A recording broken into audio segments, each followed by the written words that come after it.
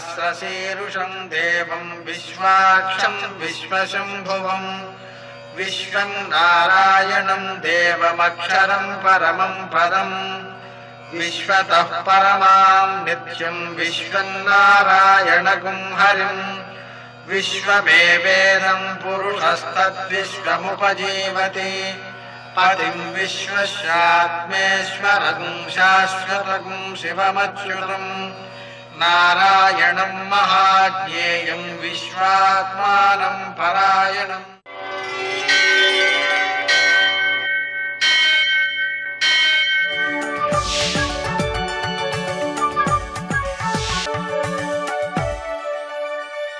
सूर्यशौर्यमथेन्दुरिन्द्रपदवी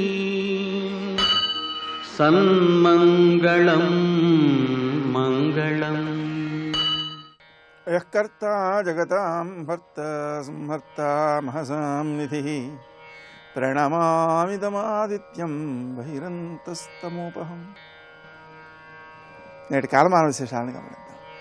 స్వస్తి శ్రీ చాంద్రమాన మన్మథనామ సంవత్సరం ఉత్తరాయణం వసంత ఋతువు చైత్రమాసం శుక్లపక్షం ఆదివారం. సూర్యోదయం 6:23 సూర్యాస్తమయం 6:23.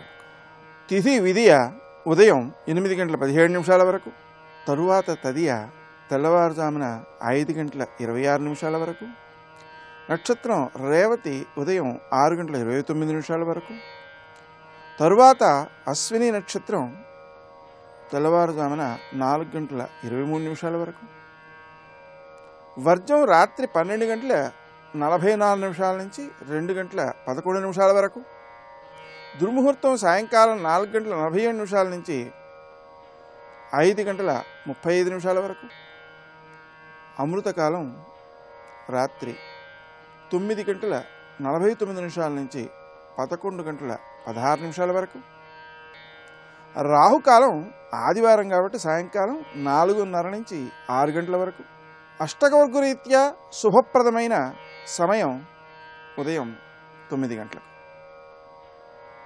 నేటి విశేషాలలో ఉమా, అగ్ని, శివ పూజ, అలాగే మాస గౌరీ వ్రతం, అలాగే గౌరీదేవికి దోలోత్సవం, సౌభాగ్య శయన వ్రతం, సౌభాగ్య గౌరీ వ్రతం, మత్స్య జయంతి, ఉత్తమ మన్వాది, ఇన్ని విశేషాలు ఉన్నాయి. మన్వాది కాబట్టి పితృదేవతారాధన, ఉమా శివ అగ్ని పూజ ద్వారా వివేకాన్ని జ్ఞానాన్ని పెంపొందింపజేసుకోవడం, మాస గౌరీ వ్రతం ద్వారా డోలోత్సవం ద్వారా మోక్షప్రాప్తి.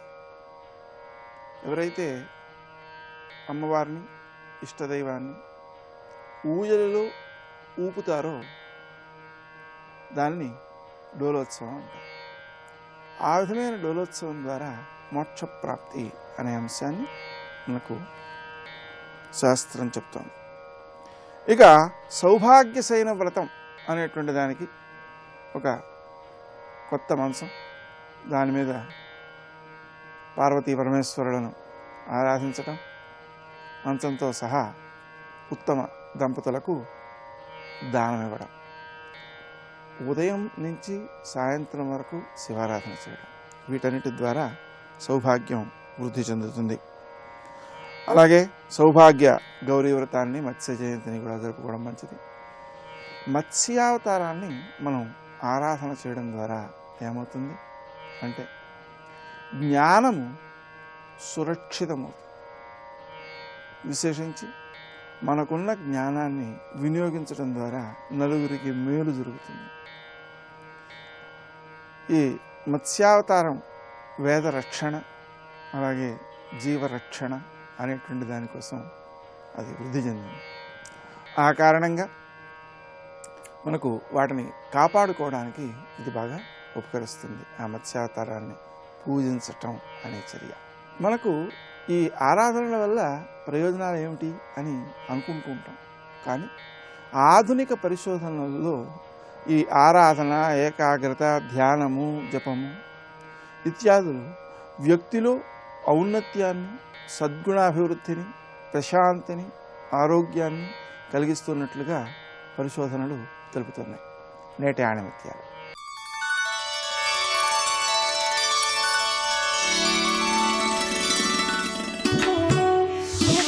కొన్ని సందర్భాల్లో మౌనమే బంగారం.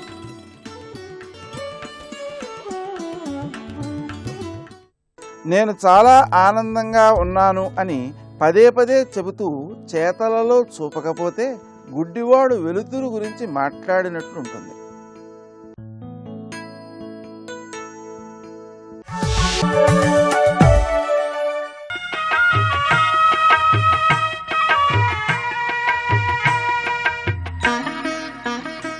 శ్రీ గణేశాయ నమః. శ్రీ సరస్వత్యై నమః. శ్రీపాదవల్లభ నరసింహ సరస్వతి శ్రీ గురుదత్తాత్రేయాయ నమః. శ్రీ గణపతి సచ్చిదానంద సద్గురు పాదారవిందాభ్యాం నమో నమః. జయ గురుదత్త. న పరః పాపమాదత్తే పరేషాం పాపకర్మణాం సమయో రక్షణీయస్తు సంతశ్చారిత్రభూషణాః. ఇది శ్రీమద్ వాల్మీకి రామాయణంలో రావణ సంహారానంతరం సీతాదేవి హనుమంతుడితో పలికిన పలుకుల్లో ఒక బంగారపు పలుకు. సామాన్యార్థంగా తీసుకుంటే ఈ సూక్తి మనకేం చెబుతోందంటే, ఉత్తముడైన వాడు ఇతర పాపాత్ములు చేసేటువంటి పాపాలను పట్టించుకోడు. అయితే సదాచారాన్ని మాత్రం కాపాడుకుంటూ ఉంటాడు. ఎందుకంటే మంచివారికి తమ నడవడికే అసలైన అలంకారం. అందుకోసమని సత్పురుషులంతా కూడా ఇతరుల యొక్క ప్రవర్తన ఎలా ఉంది అనే దాని మీద కంటే తన ప్రవర్తన ఎలా ఉంది, తన సదాచారం ఎలా ఉంది అనే దాని మీద ఎక్కువ దృష్టి పెడతారయ్యా అన్నది. ఈ మాట అనవలసిన సందర్భం ఏమొచ్చింది అంటే, రావణ సంహారం జరగంగానే శ్రీరామచంద్ర ప్రభువు హనుమంతుడిని పిలిచి, మున్ముందుగా ఈ విజయవార్త సీతామ్మవారికి చేరాలయ్యా, నువ్వే దానికి సమర్థుడివి, నువ్వు స్వయంగా వెళ్ళి ఆవిడకి ఈ శుభవార్త చెప్పు అని పంపించాడు.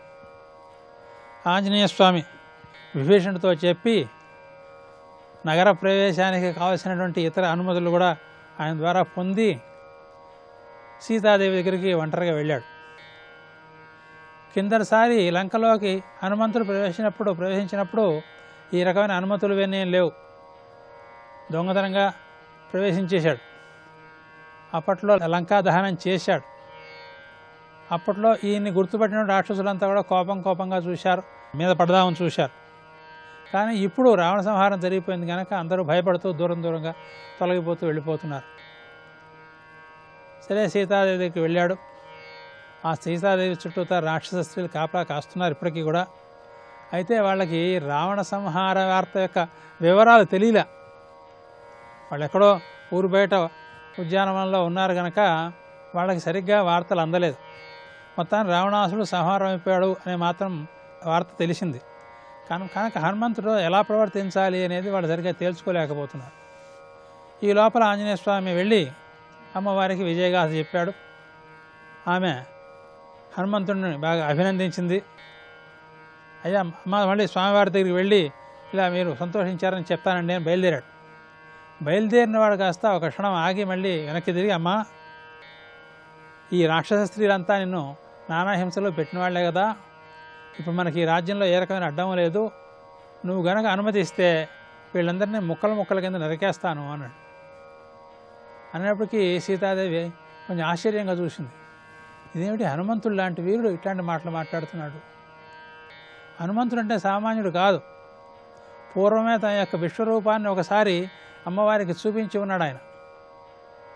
అమ్మవారు కూడా తనలో ఉండే దివ్యత్వాన్ని అనేక సూచనల ద్వారా హనుమంతుడికి తెలియజేసి ఉంది. అయినా సరే హనుమంతుడు ఈ మాట మాట్లాడేస్తున్నాడు. సీతాదేవి యొక్క నిగ్రహాన్ని పరీక్షించాలనుకుంటున్నాడా, లేదా నిజమైన ద్వేషంతో ఇలా మాట్లాడుతున్నాడా తేల్చుకోలేకపోతోంది సీతాదేవి. అందుకోసమని రెండు రకాలుగానూ పనికొచ్చేట్టుగా ఈ శ్లోకం చెప్పింది ఆవిడ. నా పరః పాపమాదత్తే పరేషాం పాపకర్మణాం. ఒకడు చేసిన పాపాలు ఇంకోటి తీసుకోడయ్యా. ఎవడికి వాడు తన యొక్క సచ్చరిత్రని, సత్ప్రవర్తనని, సదాచారాన్ని, దాన్ని సమయం అంటారు, దాన్ని సమయో రక్షణ చేస్తూ అని చెప్పేటప్పటికి హనుమంతుడు కాస్త కొంచెం ఉలికిపడ్డాడు. అంటే నీ సత్ప్రవర్తన నువ్వు జాగ్రత్తగా అట్టు పెట్టుకో, నీ సత్ప్రవర్తన చెడగొట్టుకోవద్దు అని అమ్మవారు హెచ్చరిస్తోంది. అది చాలక ఆవిడ ఒక చిన్న ఉపాఖ్యానం చెప్పింది కథ. పూర్వం ఒక బోయవాడు అడవిలో ఒక పులిని బాణం వేసి కొట్టాడు. ఆ బాణం సరిగ్గా తగలక ఆ పులి ఎదురు తిరిగి బోయేవాడిని మింగడానికి మెదపడ్డది. బోయేవాడు చేసేదాక పరిగెత్తు పారిపోవడం మొదలెట్టాడు.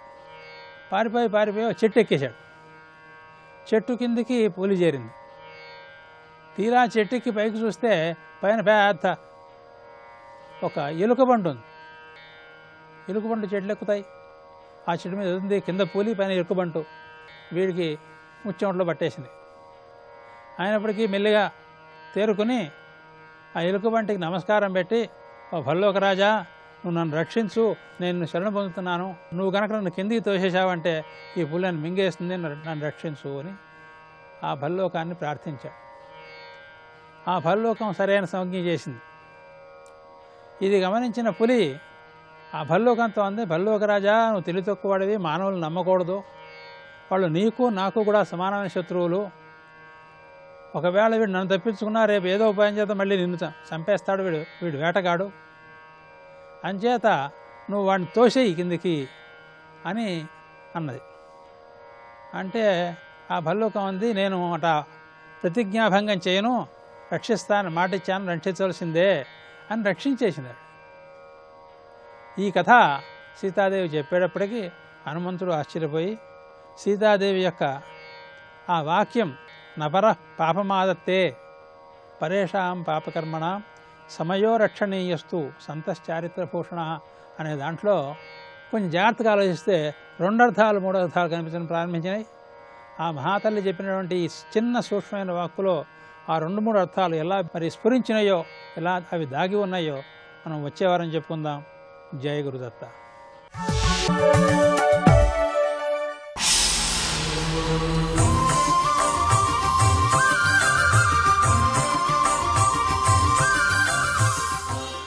శతక సాహితీ సరస్వతికి నమస్కారం. కామము క్రోధలోభములు గర్వమసూయయు మోహదుర్గుణస్థోమము నాదు జ్ఞాననిధి దోచ ప్రయత్నము చేయుచుండు ఉద్ధామముగా సరస్వతీ సదానను దానను కావుమమ్మ నిష్కామ మునీశ్వర ప్రణుత కావుమ మూఢుడా వాసరేశ్వరి.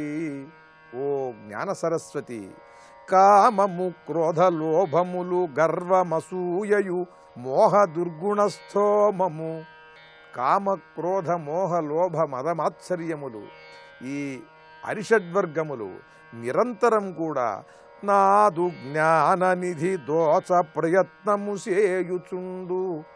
జ్ఞాన సరస్వతివైన నిన్ను ఆరాధించటం వలన కలిగినటువంటి జ్ఞానాన్ని, ఆ అద్భుతమైన పరమాద్భుతమైన జ్ఞానాన్ని ఈ 6 శత్రువులు, ఈ దొంగలు దోచుకుంటానికి సిద్ధంగా ఉన్నారు. ఎవరికి అందింది వాళ్ళు ఎప్పుడు పడితే అప్పుడు ఈ జ్ఞాన నిధిని దోచుకుని వెళ్ళిపోవాలని చూస్తున్నారు తల్లి. నాదు జ్ఞాననిధి దోచ ప్రయత్నము చేయుచుండు. దొంగ ఏదో రాత్రివేళ వచ్చి గోడకి కన్నం వేసో, ఇంటి తలుపులు తాళాలు పగలగొట్టో ఏదో దొరికినవి తీసుకువెళ్ళిపోవటం కాదు. వీడు నిరంతరము కూడా దోచేటువంటి ప్రయత్నం చేస్తూ ఉంటాడు. భక్తుడు నిరంతరం ఆ దైవాన్ని ఆరాధిస్తూ, ఇష్టదైవాన్ని, వాడు జ్ఞానాన్ని నిరంతరం పొందుతూనే ఉంటాడు. నిరంతరం ఈ 6 శత్రువులు, ఈ దొంగలు దీన్ని, ఈ జ్ఞానాన్ని, ఈ ప్రశాంతిని, ఈ ఆనందాన్ని దీన్ని కొల్లగొట్టేసేద్దామని చూస్తూ ఉంటారు. కనుక జ్ఞానాన్నో, శాంతినో, ఆనందాన్నో భగవంతుడి భక్తితో, సాధనతో, ఆరాధనతో పొందటం మాత్రమే కాదు, సంపాదించిన ధనాన్ని దొంగల బారిన పడకుండా జాగ్రత్త వహించటం ఎంత అవసరమో, భగవంతుడి ఆరాధన వల్ల ఆయన అనుగ్రహం వల్ల పొందినటువంటి జ్ఞానము, శాంతి, ఆనందము మొదలైనటువంటి సద్గుణములను, ఈ జ్ఞాన నిధులను, ఈ శాంతి నిధులను, వీటిని ఈ లోపలే ఉన్నటువంటి దొంగలు కొల్లగొట్టేస్తూ ఉంటారు. వాళ్ళు కొల్లగొట్టుకోకుండా చూడవలసినటువంటి బాధ్యత కూడా ఈ భక్తుల మీదే ఉన్నదని హెచ్చరిస్తున్నారు ఈయన. నాదు జ్ఞాన నిధి దోచ ప్రయత్నము చేయుచుండు ఉద్ధామముగా సరస్వతి. చాలా తీవ్రంగా ప్రయత్నం చేస్తూ ఉంటారు నిరంతరం మనస్సుని సరస్వతి పైన నిలిపి ఆవిడ అనుగ్రహాన్ని పొందటం కష్టం.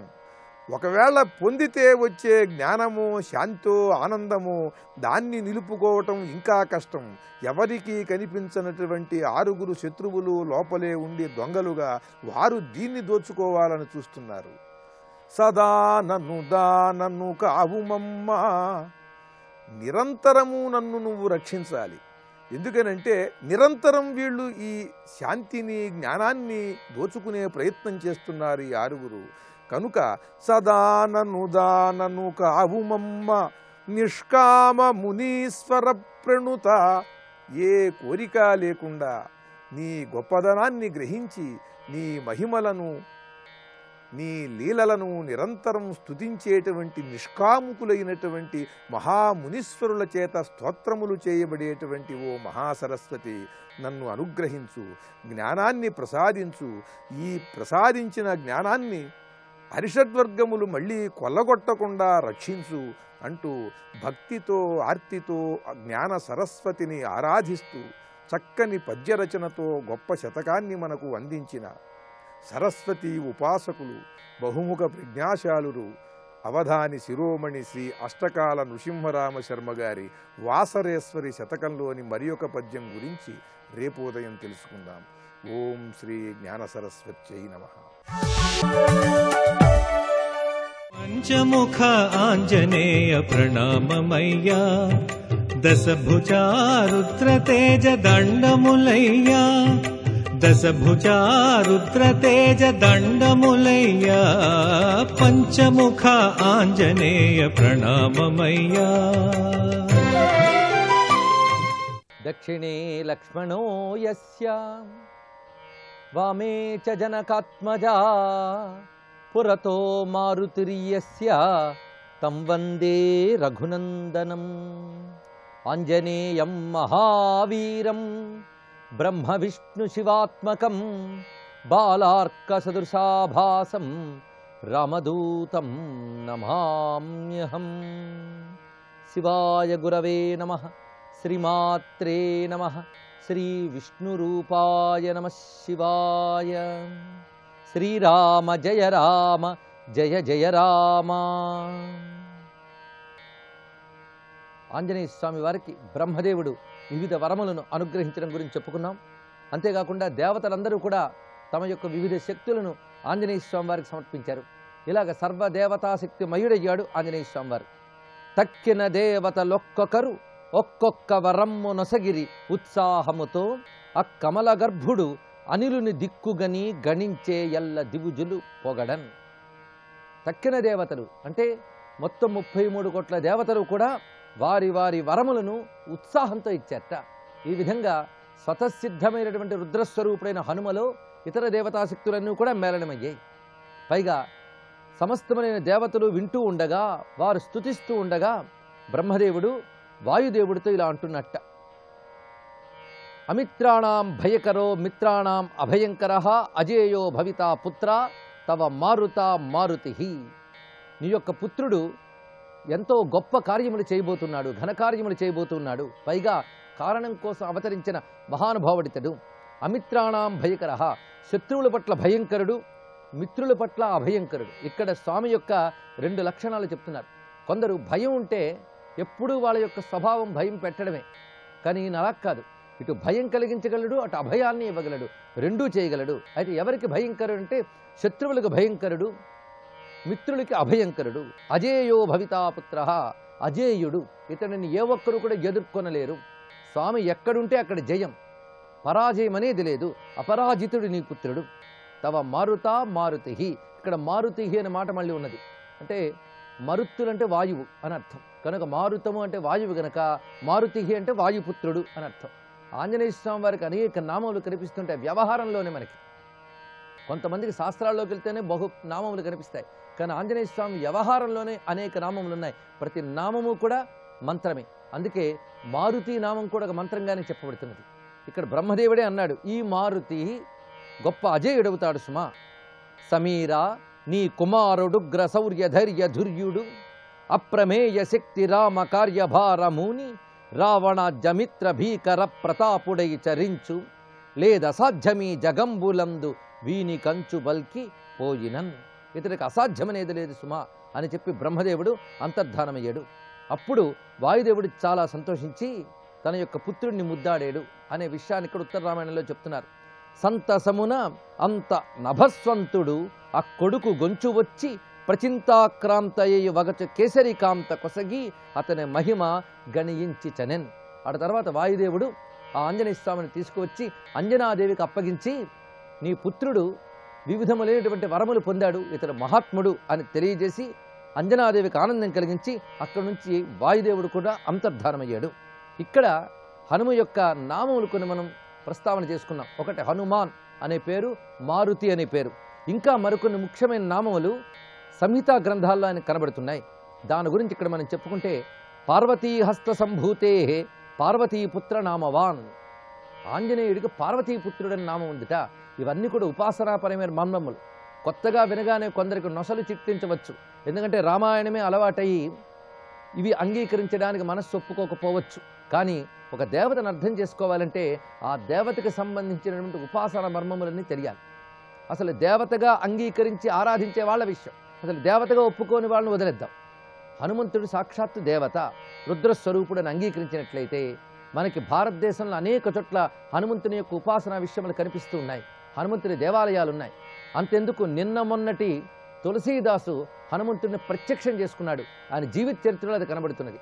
పైగా ఆంజనేయ స్వామి వారి ద్వారానే ఆయనకి రామలక్ష్మణుల యొక్క సాక్షాత్కారం జరిగిందని, కాశీక్షేత్రంలోని అనుభవాలు లభించాయని తులసీదాస్ చరిత్రలో ఉంది.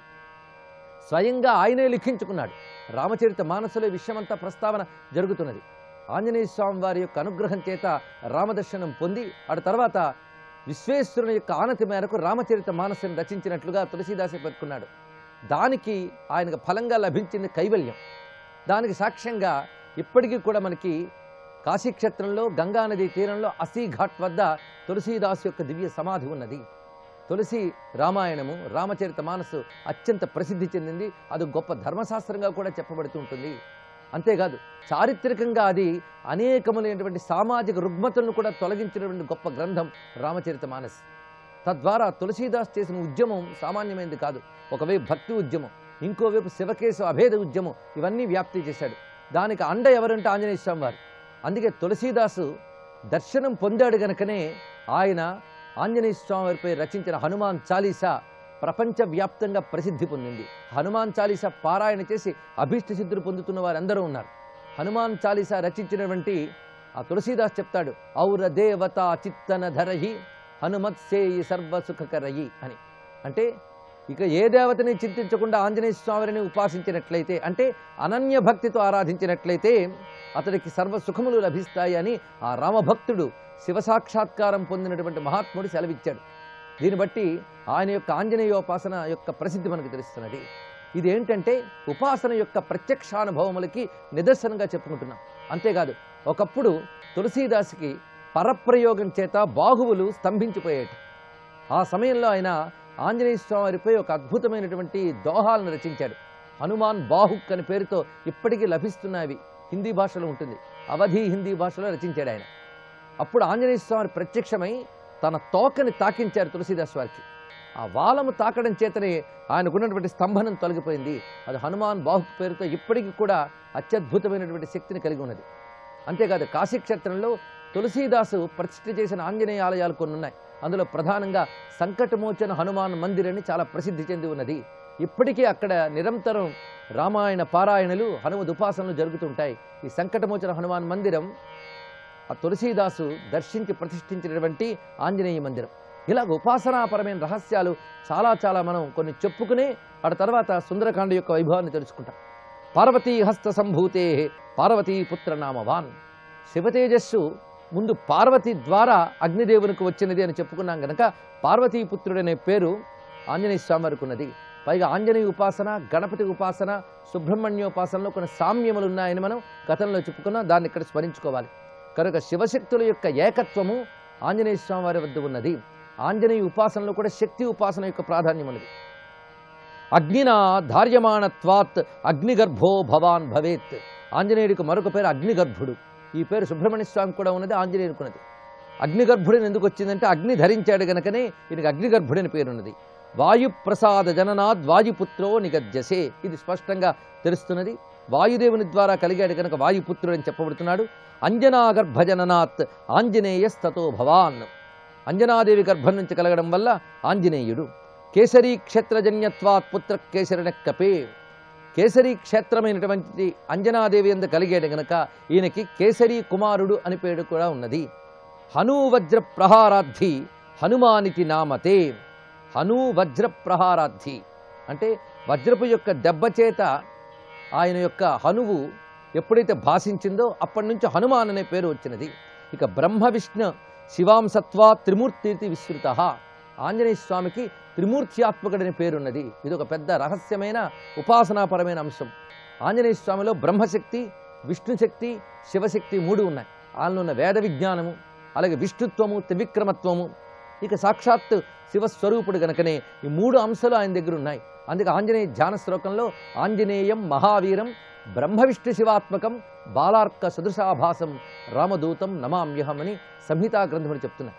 హనుమద్ భక్తులకు సంబంధించిన గాథలు కూడా మనకి ఉపపురాణాల్లో, ఉపాసనాపరమైన పురాణాల్లో కనబడుతున్నాయి. తంత్రశాస్త్రాల్లో కూడా హనుమద్ ఉపాసన చాలా విశేషంగా కనబడుతున్నది. వాటిని ఇప్పుడు అనుష్ఠించి ఫలితం పొందుతున్న వారు కూడా ఉన్నారు. కనుకనే ఉపాసనాపరమైన సత్యములను మనం కాదనలేం. ఆయన బ్రహ్మ విష్ణు శివాత్మకమైనటువంటి పరంజ్యోతిగా మనం ఆరాధించాలి. అందుకు ఆంజనేయం మహావీరం అనేటప్పుడు ఆ త్రిమూర్త్యాత్మకమైన బ్రహ్మముగా ఆయన ప్రతిష్ఠ చేశారు. ఈ విషయాన్ని వాల్మీకి కూడా సూచనప్రాయంగా చెప్తాడు తన యొక్క రామాయణంలో. ఆ సందర్భం వచ్చినప్పుడు అది గ్రహిద్దాం. హనుమంతుని యొక్క ఉపాస్యమైన పరతత్వాన్ని తెలుసుకుంటూ సర్వం శ్రీ ఆంజనేయ చరణారవిందార్పణమస్తు. శ్రీరామ జయ రామ జయ జయ రామ జై వీర హనుమాన్.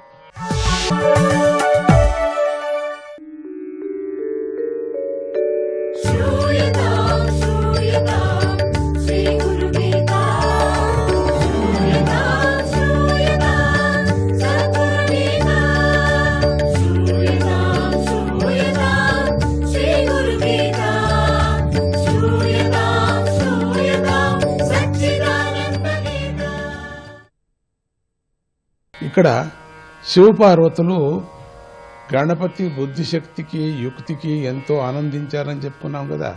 రెండవది తమను గురువుగా భావించిన అతడి ప్రగాఢ విశ్వాసాన్ని మెచ్చుకున్నారు కదా. గణపతి అంతగా గురువును విశ్వసించాడు గనుకనే కుమారస్వామి ఏ క్షేత్రంలో అడుగుపెట్టినా ఆయనకు ఎదురుగా తిరిగి వస్తున్నాడు. గణపతి స్వామి దర్శనమిచ్చాడు. గణపతిలాగా గురువు యందు నమ్మకం, విశ్వాసం ఉండాలి. గణపతికే తల్లిదండ్రుల మీద గురు రూపాన్ని తీసుకొని విశ్వసించాడు కదా. ఆ విశ్వాసం ఉంది కదా, అప్పుడే కార్యసిద్ధి అవుతుంది. గురు అనుగ్రహం సంపూర్ణంగా లభిస్తుంది. అన్ని చోట్ల విజయం చేకూరుతుంది.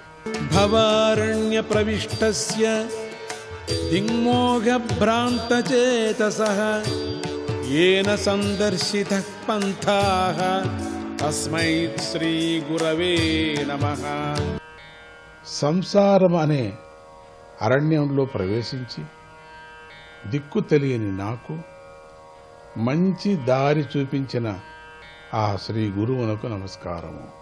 తాపత్రయాగ్నితప్తానాం శ్రాంతానాం ప్రాణినాముమే గురురేవ పరాగంగా తస్మై శ్రీ గురవే నమః. తాపత్రయ అనే అగ్నికి కాగుతూ అలసిపోయిన ప్రాణులకు గురువే శ్రేష్టమైన గంగ. అలాంటి శ్రీ గురువునకు నమస్కారం. హేతవే సర్వజగతాం సంసారార్ణవసేతవే ప్రభవే సర్వ విద్యానాం శంభవే గురవే నమః. లోకాలన్నిటికీ కారణమైన వాడు, సంసార సముద్రాన్ని దాటించే సేతువు, సర్వ విద్యలకు ప్రభువు, ఆనందకారుడు అయినటువంటి శ్రీ గురువునకు నమస్కారం. ఇక్కడ శంభువు అంటే సుఖానికి ఉత్పత్తి స్థానం అని చెప్పుకోవచ్చు. ఇక్కడ సుఖం అంటే శాశ్వత సుఖం, లౌకిక సుఖం కాదు. ఇంకో శ్లోకాన్ని జ్ఞాపం చేసుకుందాం. ధ్యానమూలం గురోర్మూర్తి, పూజామూలం గురోః పదం, మంత్రమూలం గురోర్వాక్యం, మోక్షమూలం గురోః కృపా. ధ్యానమూలం గురోర్మూర్తిః, పూజామూలం గురోః పదం, మంత్రమూలం గురోర్వాక్యం, మోక్షమూలం గురోః కృపా. మనం శ్లోకాన్ని ఎన్ని మాటలు ఆ మంత్రాన్ని జ్ఞాపం చేసుకున్నా చాలదు, ఎట్లా పాడుకున్నా చాలదు. 2 మాటలు మీరు వేరే వేరే విధంగా కూడా విన్నారు కదా. గురు రూపం ధ్యానానికి ఆధారం, గురుపాదం పూజకు ఆధారం, గురు వాక్యం మంత్రాలకు ఆధారం, గురు కృప మోక్షానికి ఆధారం. హరణం భవరోగస్య తరణం క్లేశవారిధేః, భరణం సర్వలోకస్య శరణం చరణం గురోః. సంసారం అనే జన్మలు అనే రోగాన్ని పోగొట్టేది, సుఖ సముద్రాలను, అంటే సుఖం కూడా సముద్రం లాగానే ఉంటుంది. కొంతమందికి అంత సుఖపడుతూ ఉంటారులేండి. మామూలుగా మనం దుఃఖ సముద్రం అంటున్నాం, సుఖ సముద్రం అనం కదా. ఎప్పటికీ దుఃఖ సముద్రాలను దాటించేది, సర్వలోకాలను భరించేది అయిన గురుపాదమే శరణం. ఇక ఈ స్తోత్రాన్ని ముగిస్తూ గురువు యొక్క శాపానుగ్రహ శక్తిని ప్రత్యేకంగా చెబుతున్నారు. జై గురుదత్త.